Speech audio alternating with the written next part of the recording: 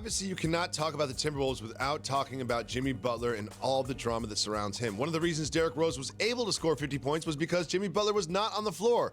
Why was Jimmy Butler not on the floor? Rest. Here's what he had to say to Rachel Nichols. Quote, "It's because my body is hurting. I don't want to go out there and risk injury.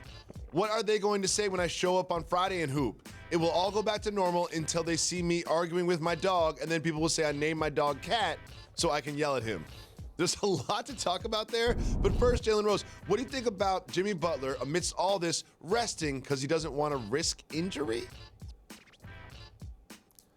So we've seen this dynamic play out in the NFL with Le'Veon Bell, but for me, it's under a different premise because in football, you don't necessarily have guaranteed contracts, and as a 26-year-old running back, he sees his shelf life and his mortality right in front of him. He's established himself as one of the best backs in the game, and he's trying to make sure he protects his usage so he can invest in his long-term financial and productivity on the field. For Jimmy Butler, this is now going to start to border the line of what's in a team dynamic considered selfish or not, because everybody's going to have body soreness, and you know I hate when healthy players miss games already. And yes, basketball is a game where you risk injury, but it's not to the severity of like it is in football.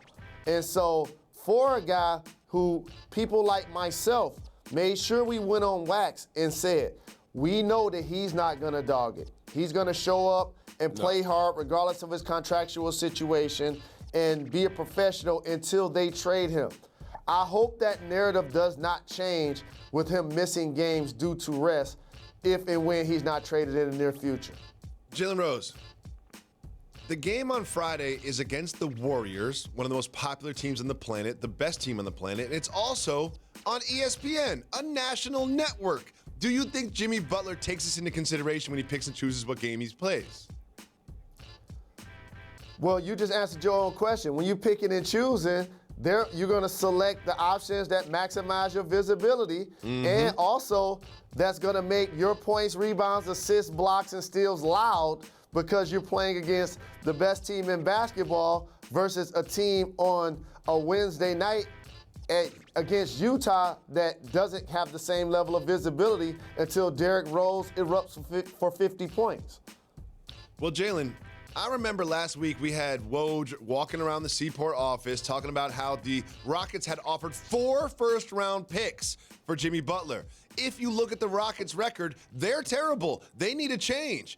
And if you look at this situation, it just seems like there's a natural fit here for the Rockets to put together a package to trade for Jimmy Butler. Do you think the Rockets are the most likely destination for Butler?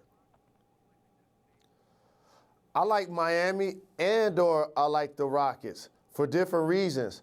Miami understands that it's contractually strapped based on some of the players that it's already signed, and they wouldn't necessarily be able to sign him outright on the free agent market. So it's important for them to acquire him that way. For Houston, their goal is to beat the Golden State Warriors right now. And so the only way you do that after having an MVP and James Harden, who's injured right now, Chris Paul, who you just gave a big-time deal to over the next handful of years, you just played Clint Capella as well.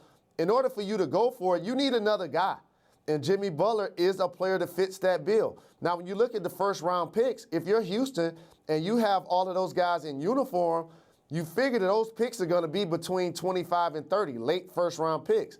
This is why Minnesota hasn't pulled the trigger on the deal yet. They're probably going to be like, you got to toss in Eric Gordon.